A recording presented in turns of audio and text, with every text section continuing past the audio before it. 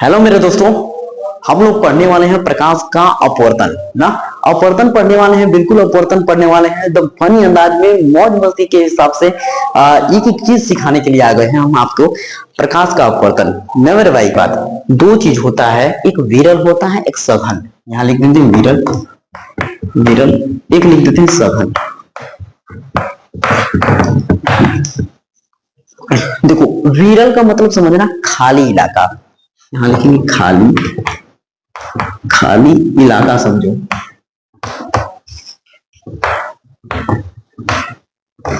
खाली इलाका। आप सघन का मतलब समझो भरा इलाका, भरा इलाका। अब सर कहोगे सर ये खाली या भरा तो समझ में आ रहा है, लेकिन इलाका इलाका लिखने की क्या जरूरत थी? यह आपने इलाका लेकर क्या हमको समझाने की कोशिश कर रहे हैं, ये हमें बताइए। देखो जी, पहले एग्जाम्पल अपने जीवन लाइफ में भी देखो। तुम ही हो यहाँ पे खड़ा, तुम ही हो, तुम वीडियो देख रहे हो, तुम ही हो यहाँ पे खड़ा जी। सर होता क्या है कि तुम बाइक चला रहे हो, बाइक चला रहे हो, फॉर एग्जाम्पल तुम बाइक चला रहे हो, बाइक चला रहे हो। अब देखते हो कि रोड खाली है तो तुम ऐसे ऐसे ऐसे ऐसे ऐसे घुमाते हुए जाते हो और स्पीड इतनी तेज चलाते हो जी, बहुत स्पीड रहती है 90 80 180 एकदम, जो भी पार करना होता है वो पूरा पार कर जाते हो, ठीक। लेकिन एक समय ऐसा आता है कि भीड़ भाड़ इलाका आता है, बाजार आ जाता है, मेला आ जाता है, वहां पे क्या होता है स्पीड हमारी स्लो हो जाती है और गाड़ी हमारी क्या होती है स्लो हो जाती है, ठीक बात समझे। तो ये देखो तुम कि स्पीड तो तुम्हारी कुछ तेज थी, तेज थी, तेज थी, तेज थी, तेज थी, तेज थी, क्या हो गया फिर स्पीड तुम्हारी स्लो हो गई ना। अरे दो चीज है, एक खाली है सर, एक भरा है, एक खाली है एक भरा है। तो वो एक खाली इलाका है एक भरा इलाका है, तब हमारी सर स्पीड तेज है। खाली इलाका है तो स्पीड सर तेज है और भरा इलाका है तो स्पीड हमारी स्लो है। तो उसी तरह हमारा प्रकाश जब पढ़ रहे हैं प्रकाश वाले में, तो हमारा एक विरल आ जाता है एक सघन आ जाता है।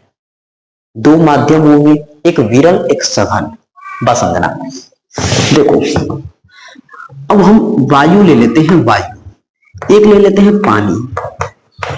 देखो कौन विरल है, वायु की सघन? तुम बताओ, हवा में हम लोग चल रहे हैं, हवा में जो है वातावरण, उसमें चलना आसान है कि पानी में चलना आसान है? हवा में, हाँ वायु में हम लोग तेज दौड़ सकते हैं, बहुत तेज दौड़ सकते हैं, बहुत तेज। अब पानी में ऐसे चीरते हुए धीरे धीरे पैर को बढ़ाते हुए आगे बढ़ेंगे, धीरे धीरे पैर को बढ़ाते हुए आगे बढ़ेंगे। मेरे भाई बात समझ रहे हो? तो देखना जो जो भाई उसमें क्या होता है कि हवा में जो पार्टिकल के कण होते हैं वो बहुत दूर दूर होते हैं जी। हम ऐसे कर रहे हैं कि वो दूर दूर भाग गए, ये पता चला इधर पार्टिकल है कण है, ऐसे किए। देखो कोई रोका मुझे? नहीं रोका। अब एकदम हट गए सब, इतना जगह है इसमें, इतना जगह है कि पार्टिकल के कण इसमें दूर दूर हट जा रहे हैं। लेकिन उसी पानी है, पानी में ऐसे करोगे तो देखो जाल लगाना पड़ेगा ऐसे, फिर ऐसे ऐसे करना पड़ेगा, तब जाके हाथ निकलेगा। ऐसे नहीं है कि ऐसे ऐसे कर दोगे, अंदर देखना, पानी के अंदर ऐसे करके देखना, पूरा नहीं होगा, एकदम धीरे बल लगाना पड़ेगा, फिर उसके बाद ऐसे ऐसे करते करते करते करते बाहर निकलेगा। उसमें चलना होगा तो चल नहीं पाओगे जी, धीरे धीरे चल पाओगे। क्यों? उसमें पानी में जो पार्टिकल के कण है इतना पास है ना जी, इतना पास है, इतना पास है कि तुमको ढकेलने नहीं देंगे, ढकेलने नहीं देंगे, बिल्कुल नहीं देंगे ढकेलने। उसको बल लगाना पड़ेगा बहुत ज्यादा, समझे? बात समझ रहे हो? तो अब समझो इसी तरह, तो हमारा विरल जो वायु है वो क्या हो जाएगा, विरल हो जाएगा, विरल हो जाएगा। अब पानी क्या हो जाएगा हमारा, सघन। इतना बात क्लियर है?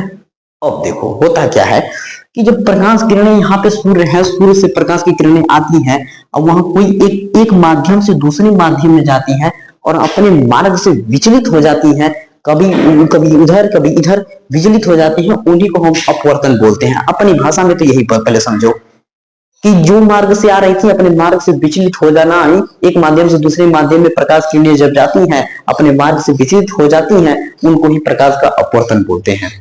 पहले बात ये क्लियर हुआ? तो अब देखो समझे, फिर डिफिनेशन हम लिख के दे देंगे, बहुत बढ़िया से लिखेंगे डिफिनेशन, उसको पढ़ के तो बढ़िया से याद करना, कॉन्सेप्ट नोट्स बना लेना। लेकिन पहले समझो, देखो ये प्रकाश किरणें आई, ये आई, आने वाले को क्या बोलते हैं, आपतित। तो ये हो गया आपतित किरणें,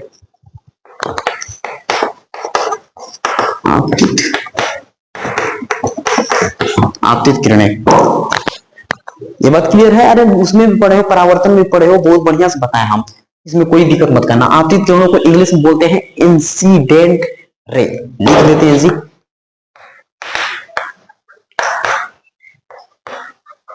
इंसिडेंट रे।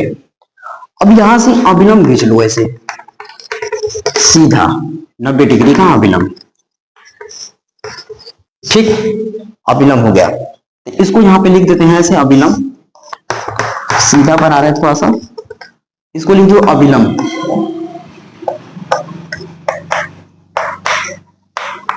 अभिलंब लिख दिया। साइड में बैठे हुए इंग्लिश मीडियम वाले बच्चा भी वो टुकुर टुकुर देख रहा होगा, तो सर हिंदी में लिख रहे हैं, इंग्लिश वाले में कब लिखेंगे, हम तो इंग्लिश मीडियम में पढ़ते हैं। लो मेरे भाई, अभिलंब को इंग्लिश में बोलते हैं नॉर्मल, नॉर्मल, यहां नॉर्मल लिख लेना, बस समझे, नॉर्मल हो गया, ठीक। अब ये प्रकाश किरणें आई तो है सर, पानी में जाएंगे तो क्या पानी में नहीं अंदर जाएंगी? जाएंगे जी, पानी में अंदर जाएंगी। अब देखो, लेकिन ये बात बताओ, वही वाला बात है, जब खाली इलाका था तो कितना स्पीड में चलते थे, जब भीड़ भाड़ इलाका आ गई तो तुम्हारी स्पीड स्लो हो गई ना। तो उसी तरह इसका भी देखो, अगर ये वायु है, अगर यहाँ पानी नहीं रहता, वायु रहता, तो तुम सीधा आगे बढ़ती, जैसे जा रही थी एकदम वैसे ही आगे बढ़ती, कोई रोकने वाला नहीं रहता, एकदम सीधा एकदम जाती, मगन होके जाती, मगन होके जाती, मगन होके जाती। लेकिन पानी आके उसका काम बिगाड़ दिया, तो अपने में क्या होगा कि वो इसकी स्पीड स्लो हो जाएगी, तो वो झुकेगी, पहली बात झुकेगी, उसकी स्पीड स्लो होगी तो ये झुक जाएगी किधर की तरफ? अभिलंब की तरफ। ये अभिलंब है, अभिलंब की तरफ झुकेगी, समझे। तो ये अभिलंब की तरफ झुक रही है, तो ये कौन सी किरणें हैं? अपवर्तित किरणें हैं, इसको याद रखो, यहां लिख दो अपवर्तित किरणें, अपवर्तित किरणें, अपवर्तित किरणें। इंग्लिश में भी बताते चलिए सर, क्योंकि हम इंग्लिश मीडियम वाले भी हैं भी, जी हाँ, तुम इंग्लिश मीडियम वाले भी हो, तो उसके लिए देखो रिफ्रैक्टेड रे बोलते हैं, रिफ्रैक्टेड रे, ठीक ना। कहोगे कि नाइंसाफी मत करिए, हिंदी में बताते चल रहे हैं, इंग्लिश में कौन बताएगा? रिफ्रैक्टेड रे, ठीक, बस क्लियर। अब सर ये भी बता दीजिए ना, ये जो ये बिंदु है, जो यहाँ बिंदु है, ये कौन सा बिंदु है? अरे परावर्तन वाले में पढ़े थे, अब आपतन बिंदु होता है, यहाँ भी आपतन बिंदु होता है, याद रखना, आपतन बिंदु, ठीक, इंसिडेंट पॉइंट कर सकते हैं, ठीक ना, ये क्लियर। सर जो आपतित किरणें हैं, जो अभिलंब है, इसके बीच में एक कोण भी तो बनेगा, इस कोण को हम लोग क्या बोलते हैं? एंगल आई, एंगल आई, लो जी एंगल आई लिख दिया। सर नाम बता दीजिए, एंगल आई हमने तो जान रहे थे, लेकिन नाम नहीं जान रहे थे। आपतन कोण, आपतन कोण, आपतन कोण, आपतन कोण। सर इंग्लिश में भी इंसिडेंट एंगल, लो मेरे भाई, तुम लोग मजाक करते रहते हो, तुम छोटी छोटी बात नहीं याद करते हो जी। इंसिडेंट एंगल, गलत हो जाएगा स्पेलिंग तो देख लेना, ठीक है, इंसिडेंट एंगल, नहीं तुम छोटी छोटी बात देख सकते हो, स्पेलिंग अगर गलती हो तो किताब में से देख लिख लेना, इंसिडेंट एंगल, ठीक। और सर ये नीचे का कोण बन रहा है, वो ये कौन सा कोण है? एंगल आर है। सर इसको क्या बोलेंगे? देखो याद रखना, यहाँ पे इधर देखो, इसको रब कर देते हैं, ये छोटी सी बातें को इसको रब कर देते हैं, इधर इसको कर देते हैं, स्क्रीनशॉट लेना होगा तो ले लो, मेरा साथ ही ले लो स्क्रीनशॉट, ये स्क्रीनशॉट कंप्लीट करो, स्क्रीनशॉट हो गया, हो गया, हो गया। तो पहले इसको करते हैं रब, देखना ये हमने कर दिया रब।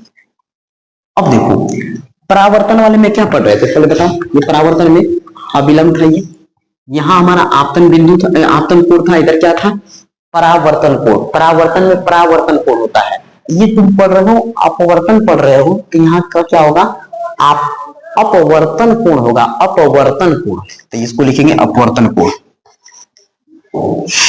अपवर्तन कोण।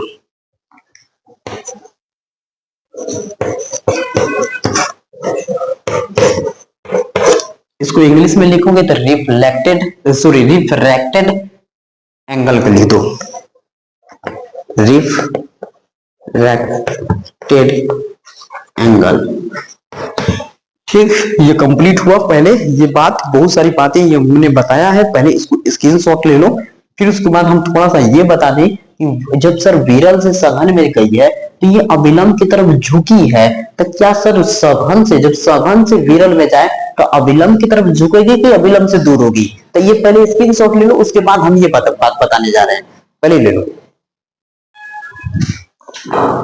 अब देखो जी, अब हम लोग देखेंगे सघन माध्यम से विरल माध्यम।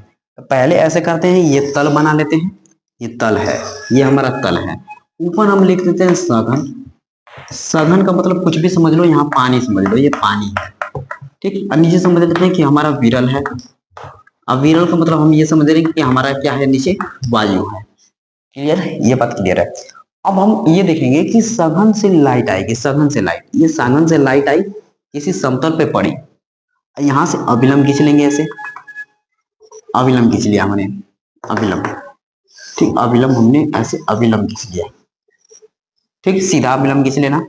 हाँ, ये देखो, अगर ये सघन है, अगर तुम यही समझो ना, अगर भीड़ भाड़ इलाका में पहुंचे हो तो गाड़ी जब तक भीड़ भाड़ इलाका है तब तक धीरे धीरे चलेगी जी, और जब तक तब तक भीड़ भाड़ इलाका है तब तक धीरे धीरे चलेगी। और जहां खाली इलाका मिलेगा स्पीड थोड़ा तेज हो जाएगा, थोड़ा तेज हो जाएगा, लेकिन होगा जरूर।